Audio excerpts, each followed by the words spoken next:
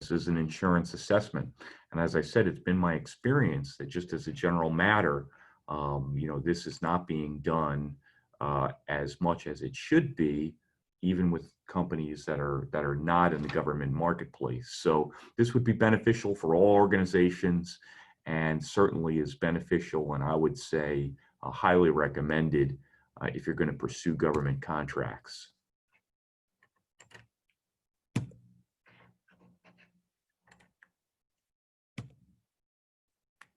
All right. As I said, your focus here is on getting help from your professionals. And by that, I really mean two groups of professionals. And the first is your insurance brokers. The second is your outside insurance counsel. But it's very helpful to you to understand a little bit about what those different professionals do and where their primary expertise lies. Insurance brokers are focused on the marketplace. That's what they do. Essentially, they're a type of sophisticated professional shoppers. They go out into the marketplace and solicit and purchase insurance. That is really what they do. The thing that they purchase is something that needs to be understood, and they certainly understand it better than others, right?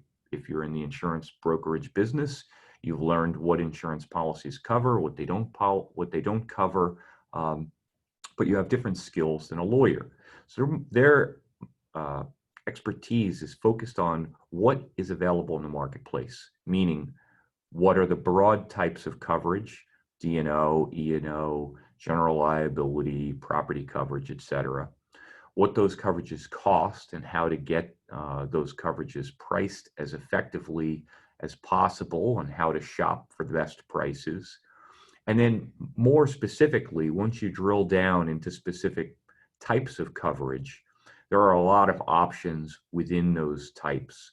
There are different terms, different forms that are available, some exclusions, some terms are offered different from insurer to insurer.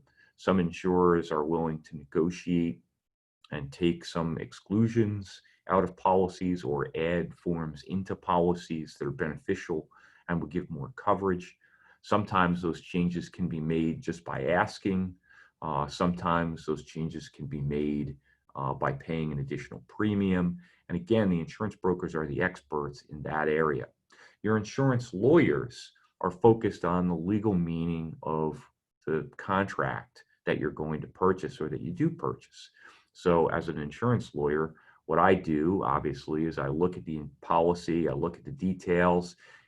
If it's a claim that's been denied by an insurance company, I'll look at the meaning of the language, the facts of the claim, the law regarding those issues, and try to determine what the legal rights and remedies are, whether the claim is worth pursuing, whether the client's likely to win if there's litigation. That being said, as an insurance lawyer, I've gained a lot of expertise over the years regarding the marketplace, and likewise, insurance brokers gain a lot of expertise over the years of what insurance policies mean. But it is very important, I think, to understand that in spite of this overlap, they are different jobs. And I recommend that when you're doing your insurance review, you rely on both of those professionals, not one to the exclusion of the other. And then finally, when it comes to insurance brokers, they're just like lawyers. They specialize. They have areas of focus, different marketplaces where they're more experienced. They have greater depth of expertise. And when you're going into a new marketplace, you might not be best served by your existing insurance broker, or you might not be best served by the people within the insurance brokerage that you're used to dealing with.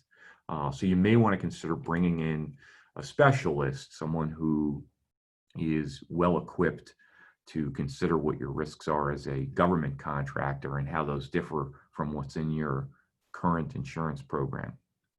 Okay, the first step, or one of the first steps you're going to think about is, what are the insurance requirements? In other words, what are the things that you must have that are not optional, that are not matters of good practice or what's a good idea, but that you're absolutely going to have to get? Well, the starting point for that typically is the contract insurance requirements. If you're responding to or pursuing a contract, those requirements are going to be written out somewhere. Look carefully for them. Work with your broker to look at those, see whether you've got the proper coverages already in place or whether you're going to need more coverage. And then if you're going to need more, make sure that it's available to you and that the cost will be reasonable. We've talked throughout the program, some of my colleagues have talked throughout the program about FAR, the Federal Acquisition Regulations, and these requirements can be in a FAR clause that's incorporated by reference, and that specifically maybe FAR subpart 28.3. And if you go in there, you'll see what's probably familiar to you as a manufacturer, some insurance specifications of what the required insurance is for the particular opportunity that you're pursuing. And again, it's not essential that you have the coverages now before you pursue the opportunity, but you need to understand what the requirements will be and be in a position to get them when you need to have them. One of the specific types of insurance that you may not be familiar with and that may be required in responding to a government contract and becoming a government contractor is Defense Base Act insurance. I've pointed this out specifically here because it is unfamiliar to those who operate in the private marketplace. It is in the most basic terms, it's a type of workers' comp insurance for contractors who work outside the U.S. as part of what they do for the federal government. So, for example, if you will have to go to a military base overseas or somewhere outside the country in order to perform the contract, then you are going to be required to purchase DBA insurance. It is not a heavy lift typically to get this coverage, maybe a small minimum premium, which is then going to be rated based on the actual payroll outside the country. And the important thing to remember is that DBA insurance typically is a direct cost that can be charged to the government under the rules that Mark Snyderman covered yesterday about recovering costs, accounting for your costs, and recovering costs from the government.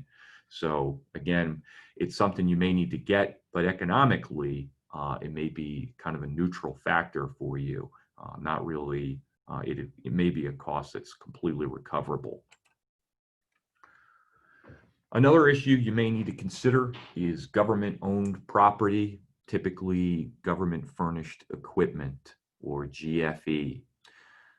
Depending on the opportunity you're pursuing, what sorts of performance are going to be required, you may be in possession of government-owned items. Not always, but it's a possibility.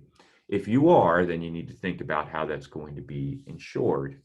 And this is worth thinking about for a moment because it may be a little bit counterintuitive. So if you are in possession of somebody else's property, and the somebody else here would be the government, and that property is damaged while it's in your care, custody, or control, you might conceive of that as something that would be recoverable under your liability insurance. After all, it is a liability. You're liable to that third party for perhaps carelessly handling the property and damaging it. But in fact, this type of exposure is typically covered under a property policy. So, however, you need to make sure that your property policy is properly constructed and that you have the coverage for this. You may need to disclose the value of the property in order to have it covered under your property insurance program. In other words, if you are going to be entrusted for a period of time with some valuable equipment that's owned by the government, you may need to notify your insurance broker, your insurance company about that, have it scheduled, have the value adjusted, and your premium adjusted to account for that, because that's some of the risk that the insurance company is taking. However, as I said, you may think of it as a liability claim, perhaps under your general liability policy, which usually covers property damage claims where the claim is being made against you by a third party. But again, it's counterintuitive if you haven't read insurance policies before, because general liability insurance policies uniformly, and it's hard to state anything this uniformly, but they pretty much uniformly do not pay and exclude coverage for any property in the insured's, quote, care, custody, or control. So that is a standard exclusion. So if you have somebody else's property, you damage it, it's almost invariably the case that your general liability policy is not going to cover that loss. That loss is only going to be covered, if at all, under some type of a property insurance program. And again, it may take some follow-up by you with your broker to make sure that you've got that coverage in place in advance. All right, another thing you need to think about is that the types of claims, the types of lawsuits, types of proceedings against government contractors can be different than the types of claims and proceedings that are filed against companies that make mistakes in the private market, or companies that are accused of making mistakes, maybe they didn't, in the private marketplace. You may be used to thinking about breach of contract claims and tort claims and things like that. And all those things are still going to be there, but there is an overlay of statutory law in dealing with the federal government that is very important for you to think about in terms of your risk, and then correspondingly is very important for you to think about in terms of your insurance program. I've highlighted a couple of these things here. This is not meant to be an exhaustive list, but these are some of the more significant things to think about. The False Claims Act basically covers instances where there's an intentional effort to defraud the government. I'm simplifying greatly, but that's the overall intent of the statute. Stark anti-kickback law. A lot of times these statutes relate to one another and are connected to one another. False Claims Act, anti-kickback claims have been very prevalent in the pharmaceutical and healthcare industries, for example. There have been a lot of widely publicized cases involving pharmaceutical manufacturers, like Insys is the manufacturer of a powerful narcotic. They had major claims against them for paying kickbacks to doctors in order to incentivize the doctors to prescribe their opiate medication. Major litigation over that, anti-kickback. It's important to be aware that some of these claims, like False Claims Act cases, can be brought by private plaintiffs, typically, considered whistleblowers, people who become aware of wrongful conduct and then file a lawsuit as a whistleblower. And they're entitled to do that. These are called qui tam lawsuits, which is an ancient term that means in the name of the king. Basically means a private plaintiff is on behalf of the on behalf of the public, on behalf of the government, for government fraud. So these are some of the types of claims that you could face. HIPAA as well is another concern.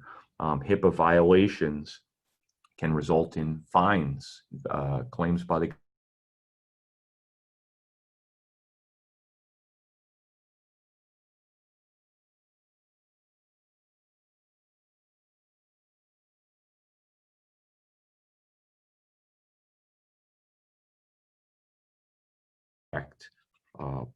coverage in place to maximize the protection for your company.